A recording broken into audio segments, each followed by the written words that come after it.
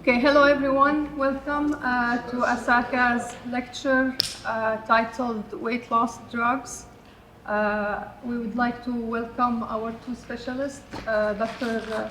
Farah, endocrinologist, and Dr. Fouad Batah, primary care physicians.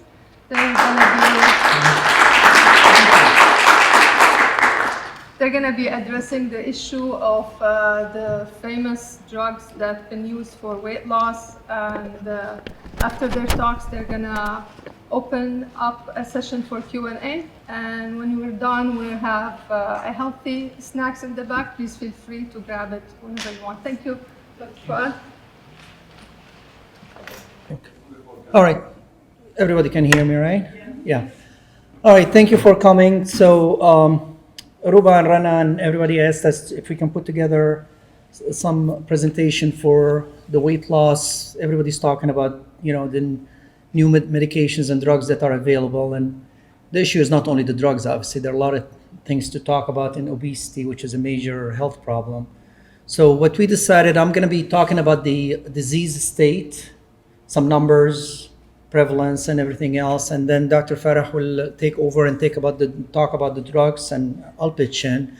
I put ahead of everyone, in front of everyone, some just information about the two common drugs that everybody's talking about, which is Wegovy and Zepbound, which those are indicated for the weight loss per se, and there's some information about obesity in general. The other drugs, and we'll get in details that everybody hears about, the Ozempic and Mounjaro, they're very similar molecules. We'll talk about the details in the second half of the lecture. So obesity and weight loss. How do you define obesity? Body mass index over 30. By the way, I'm speaking in English. Anybody does not speak English? So English is good, okay. Over the age of 30, and usually we calculate the BMI. Here's a scheduled table just to show you. It's the height and the weight, and there's basically a table. So if somebody is 5 feet 8 inches, BMI of 30 would be 200 pounds, just to give you an idea. And that you could look that up anywhere online. Morbid obesity, if you have chronic disease, and those could be diabetes, cardiac disease, hypertension, and a few other ones, then 35 and above would be morbid obesity. Otherwise, over 40 would be morbid obesity. Obesity is a chronic disease, so it affects multiple body systems, and it's caused by the consumption of excess calories and lack of physical activities. But in addition to that, individual behaviors and genetics have a lot to do with it. That's why some people say, well, how come, I'm eating the same thing as my brother or my friend, I should say, and I gain more weight than they do, because there is some genetic components to it. It's a long-term medical, it requires a long-term medical management because it's progressive disease. And it's obviously, we all know that the minute you start gaining weight, you could continue to gain weight. So there are a lot of things you need to do to stop that process and actually reverse it. Complications of obesity are enormous. So heart disease, high blood pressure, strokes. Some cancers are connected to obesity, of course, diabetes on top of each one, and all that will lead to reduced quality of life. Prevalence in the United States, about 40% of adults are obese. That's 2 out of 5. And the estimation by 2030, nearly half of America will be obese, which is, unbelievable statistics. Go ahead. Michigan, we have 10 million people estimated in Michigan. It's ranked 24 as far as obesity in the United States. 32.5, so about a third of Michiganders are obese. That's from 2016. But the last 6 years, it's been kind of stable, that percentage. About 35% are overweight. So if you add those two, you got about 2/3 of the people in Michigan are either obese or overweight. And you're too fast. 50% of, just a small statistic I put in there, that more than 50% of the people, about 50% engage in physical activity for at least 150 minutes a week. Just give you an idea about how people thinking about exercises. Go ahead, I'm sorry. So about 25% of the people, and the adults in Michigan, they consume vegetable less than once a day. About almost 40%, 38% consume fruits less than once a day. By 2026, there is an initiative that started in 2020 in Michigan that tried to reduce the obesity by 10% in 10 years. So we're hoping that in 2026, the percentage will go down from 32.5% to 29%. Adolescents, even worse problem. About 40% of adolescents, they consume less, fruits less than once a day. Same thing, also consume vegetables less than once a day. And about 27%, they report physical activity of 60 minutes a day, 7 days a week. So the rest of them, about 2/3, they don't do that. 18% of Michigan youth between the age of 10 to 17 are overweight. And you can go down the numbers, which amazing to me when I was looking at the numbers. Children ages 2 to 5, about 16% of them are overweight, about 14% of them considered obese. That's the age 2 to 5. So that's where the problem starts, at that age, basically. As far as the distribution of obesity, there is certain ethnic groups that are more common. Blacks, Hispanics, you see more obesity than whites. Also, education has something to do with it. Obesity is less prevalent in college graduates. So people have high school degree or didn't finish college, they have high intensity to be obese. Price tag is tremendous. Obesity costs the U.S. healthcare system nearly $173 billion a year. The chronic disease of obesity and overweight, it costs about $480 billion in healthcare cost and about 1.24 trillion indirect costs, mostly related to loss of productivity of these people because of the complications of their diseases, from cardiac disease, diabetes, to other complications. So that number is unbelievable. So we need to change the way we think about obesity to fight it. Obesity is manageable, and we'll talk about what we can do to help with the obesity. So what you can do, obviously, good diet, exercise, and now we have really, great medications that are on the market that are used mainly for diabetes, and there are certain indications for weight loss. Of course, we've had multiple other drugs over the last 30, 40 years. They have way more side effects, less effect on obesity per se. So probably Dr. Farah will touch on them briefly, but we're gonna focus, me and him now, on the next phase, on what we call GLP-1 inhibitors. So I think Dr. Farah will take from here. I put here some references. If somebody's interested, I'll be more than happy to give the references too. Thank you.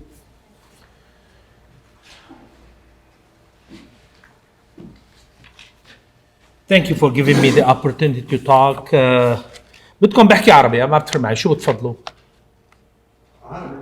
عربي بنحكي انجليزي امركم. All right. So أنا أحكي عربي. So هذا slide, I'm sorry بس أنا I didn't know إنه هذا السلايد's gonna be small. هلا هذا السلايد واضح أكثر بس يكون كبير. هذا السلايد نحن why do we treat obesity? Because obesity بتزيد الموربيديتي والمورتاليتي. Morbidity يعني الكرونيك diseases, المورتاليتي unfortunately death because of the complications.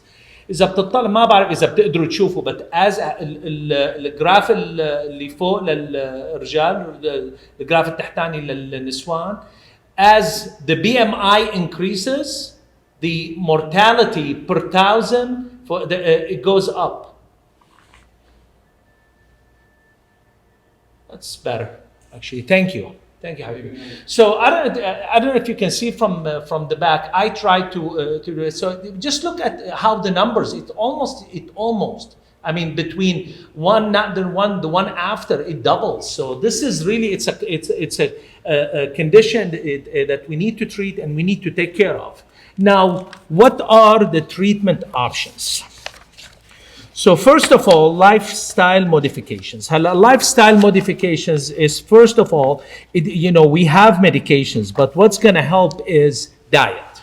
Diet going to be the first step, and even before we try medications.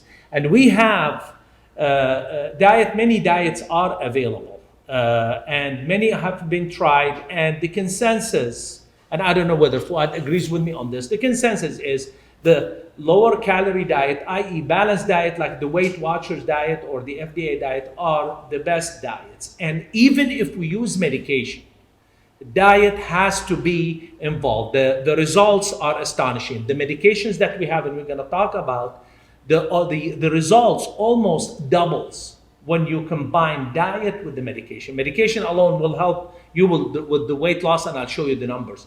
But diet does help.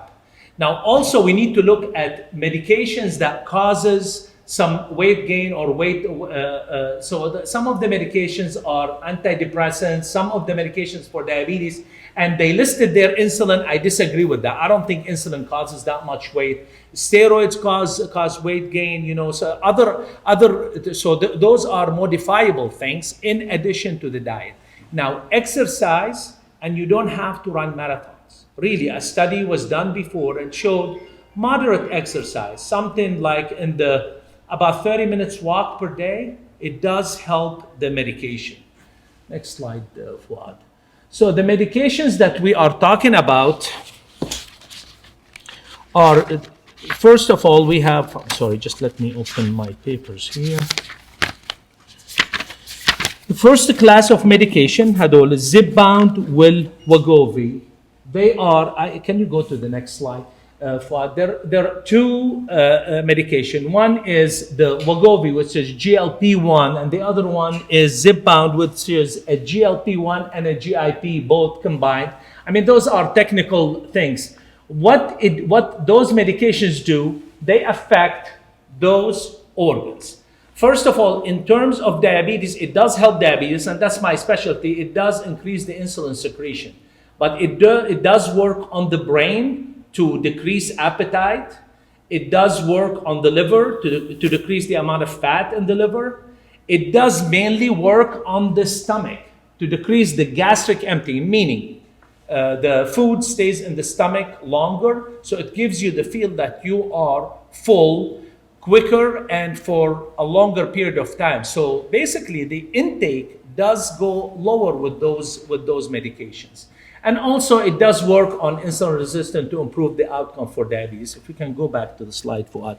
We have those medications are available. We have two medications available for diabetes in that class. One is Wegovy and the other one is Zepbound. They're injectables, they're taken once a week, and they are extremely effective. The effectiveness, and I'll show you how it is, roughly in the vicinity of 10 to 15% of the body weight. So they do cause weight gain. If you say it again, weight loss. I'm sorry, weight loss. But in addition to that, if you add diet to it, the number will go up.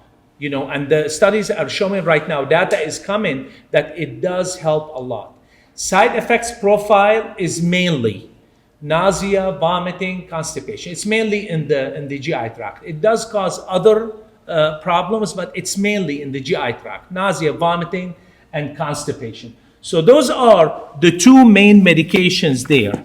Can I go, Fouad, if you just skip a little bit to this slide here. If you look at the middle one, that's Wegovy compared to the other medications we're going to be talking about. And this is percentage of the weight gain. The gray bar is versus placebo, but the focus on the dark bars, those are the one compared to other medications. Now, the medications that they have been available before this, I'm going to start with Orlistat. Orlistat, it's basically a fat blocker inhibitor of the absorption in the stomach. Basically, it does prevent the absorption of fat. Now, it does give you modest weight loss at about 6%, but the price is hefty. It is gas, diarrhea, and people sometimes they live in the bathroom. Really, literally. They just keep going to the bathroom because it just makes you just keep the fat in the stool. So basically, it's not pleasant at all. I haven't had any good luck with it, and we tried it for years. I don't know if Fouad had any good luck with it. The other medication that it is also available, and this is the phentermine and Topamax. Topamax is an anti-seizure medication, and phentermine is it's like an adrenaline. Basically, it's a stimulant. So it does cause problems with palpitations. It does cause problem with tremor, dry mouth, and it is addictive. So that's the problem with phentermine. Topamax is not a bad drug, but the results were okay, but the side effects profile is really huge. So the other medication available is bupropion and naloxone. I haven't tried it, and I haven't had very good luck with it. The study showed that the results are modest, but if you look in the middle one, the results versus others, and the safety profile, it makes those drugs really favorable. The thing is, now a lot of emerging data is available also because we use them in diabetics. We have two medications in diabetics, Mounjaro and Ozempic. And Ozempic has a brother, which is Wegovy for weight loss. It's the same identical medicine. And Mounjaro has Zepbound, which is an identical medication. But because they use them in diabetics, there's emerging data showing that it does help the heart as well. So it's not only good safety profile, it does affect the heart and cardiac disease on the long run. So that makes those medications very, very attractive. I just want to mention something about that slide. All these medications that are available, they're all branded anyways. So if you get approved for one of those, the chances are you're going to get approved for the Wegovy or Zepbound. So the fact that we have this class of medications now, it makes no sense to even use the other ones because the side effects and the efficacy of these new medications. That's why. Now, why we don't prescribe those medications? Side effects is not really a concern. I mean, there is a couple of things like, pancreatitis, so that's a relative contraindication. But basically the cost of the medication and whether insurance does cover it or not, this is, in my opinion, the major obstacle. So very few insurance companies do cover those medications, and the cost of the medication is prohibitive. So those are, in my opinion. Otherwise, the medications are safe, they're effective, and they work very well. Well, as far as coverage, I do this with more than Farah because I'm primary care, so I deal with weight loss more than him probably for obesity and weight loss, not for diabetic indications. We're able to get him approved on a lot of insurances. Even Medicaid covers. Probably Wegovy, not Zepbound yet, but soon probably they'll cover. The problem is availability actually now, in addition to coverage. So when we write them, we get them approved. If we're lucky with due prior authorization, then we cannot get them. Is that correct? And you deal with that every day because from pharmacy. We cannot find them. Wegovy, the starting dose is almost unavailable. They get one dose, each pharmacy, probably a week or a month, and that's been the biggest problem, getting them approved, but you cannot find them anywhere. But that will be resolved, I'm sure, within the next few months. As far as the cardiac indication, as Dr. Farah said, there are a lot of cardiologists now recommending these medications regardless of diabetes or obesity because of the cardiac indication. So we're going to have a lot of data coming out on these drugs that so far are looking really good. So the chances are these drugs will be going on for a long time. Are you done? Mm-hmm. So we're done with the presentation. I think we need to open it up for questions and answers. So if you guys, whatever questions you have, let us know.